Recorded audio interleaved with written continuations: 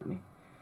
उनका दावा है, भाजपा का, जेपी नड्डा जी का, मोदी जी का दावा है, पीएम किसान लाभार्थियों को उन्होंने 3.25 लाख 3.7 लाख करोड़ रुपए वितरित किए। अब इसकी हकीकत क्या है वो जरा जान लीजिए। और जैसा आपको बताया गया है बुकलेट के अंदर रिसोर्सेज भी हैं जहां से हमने ये मटेरियल, ये तथ्य, ये आपके सामने रखे हैं।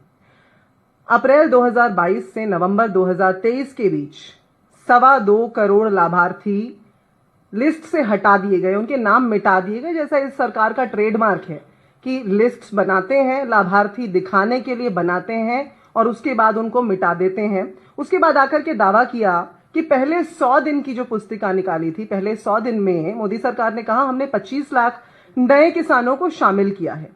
लेकिन ये बिल्कुल झूठ है, क्योंकि आंकड़े बताते हैं कि मात्र 13 लाख किसानों को दोबारा से शामिल किया गया, जबकि हटाए गए थे कितने, 2.25 करोड़। और इसी तरीके से जो पीएम किसान योजना, जो जिसके ऊपर बहुत दंभ भरती है ये सरकार, उसका एक बहुत बड़ा सत्य ये भी है कि जो किराएदार किसान हैं या जो कॉन्ट्रैक्ट फार्मिंग, जो कि जब कृषि कानून लाए गए थे उसमें एक बड़ा बिंदु था जिस पर बहस छिड़ी हुई थी, उसमें जो किराएदार किसान हैं, जो कॉन्ट्रैक्ट फार्मिंग कर रहे हैं, वो इसमें लाभार्थी नहीं है, उन तक इसका लाभ नहीं पहुंचता। और आज के आंकड़े तो जनगणना के हमारे पास है नहीं, इसलिए 2011 के आंकड़ों के हिसाब से देखा जाए तो आप ये देखेंगे कि 2011 के आंकड़ों के हिसाब से 14.43 करोड़ किसान जो हैं वो इस योजना से बाहर रह जाते हैं। ये 2011 के आंकड़े के हिसाब से। मैंने किराएदार किसानों की बात की, इसे अंग्रेजी में टेनेंट फार्मर के टर्म से जाना जाता है। तो इस तरह से आप देखें 2011 के आंकड़ों के हिसाब से, और इसकी जनगणना और जरूरी हो जाती है ताकि पता चले आज आखिर ऐसे कितने किसान हैं जो इस योजना से बाहर रह जाते हैं। इसी प्रकार से नारी शक्ति के लिए नया जोश का बहुत बड़ा एक नया नैरेटिव आपके सामने पेश किया गया, रंगीन पन्नों में परोस करके, जिसकी सच्चाई मैंने आधी तो आपको बता दी कि नारी शक्ति वंदन अधिनियम हो या वो पीएम मातृत्व वंदना योजना हो, ये जितनी योजनाएं हैं इनका यदि आप सत्य पता करने जाएंगे तो आप देखेंगे कि जो डेटा ये पेश कर रहे हैं आपके सामने वो कितना झूठा है। सबसे पहली बात, उन्होंने आपसे कहा, दावा किया देश से कि भारत में पहली बार 1000 पुरुषों पर 1020 महिलाएं हो गई हैं। जो सेक्स रेशो है उसको उन्होंने बढ़ा चढ़ाकर पेश करते हुए कहा कि 1000 पर 1020 महिलाएं हो गई। अब जनगणना तो हुई नहीं, एक सर्वे कराया गया। उस सर्वे के अंदर जो मेथोडोलॉजी रखी गई वो कुछ इस प्रकार से रखी गई कि उसमें जो सवाल पूछे गए, जिस तरह से पूछे गए, मसलन आपसे आपके घर आकर पूछा गया कि पिछली रात आपके घर में कितने पुरुष और महिलाएं थीं।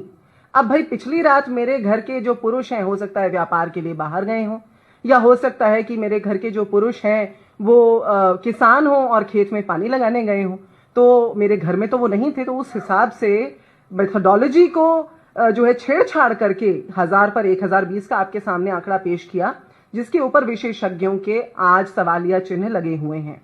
और इसी के साथ साथ गौर करने वाली बात यह भी है कि जो एनसीआरबी के आंकड़ों के अनुसार महिलाओं के ऊपर अपराध है, महिलाओं के खिलाफ अपराध है, उसके आंकड़े दोगुने हो गए हैं। अब भाजपा के सर्वे का डाटा जो है उसकी तो हमें क्रेडेंशियल्स, उसकी क्रेडिबिलिटी नहीं पता, लेकिन हमें यह जरूर पता है कि एनसीआरबी जो है वो डेटा हमारे सामने लेकर आता है, वो अपराध के ऊपर एक रिकॉर्ड रखता है। उसको देखते हुए ये माना जा सकता है कि 2012 में जो लगभग 2.5 लाख मामले दर्ज हुआ करते थे महिलाओं पर अपराध के, वो 2022-23 में बढ़कर के लगभग 4.5 लाख हो चुके हैं। ये बहुत चिंता का विषय है और इसके ऊपर मोदी सरकार को जरूर उत्तर देना चाहिए, क्योंकि सत्य ये है।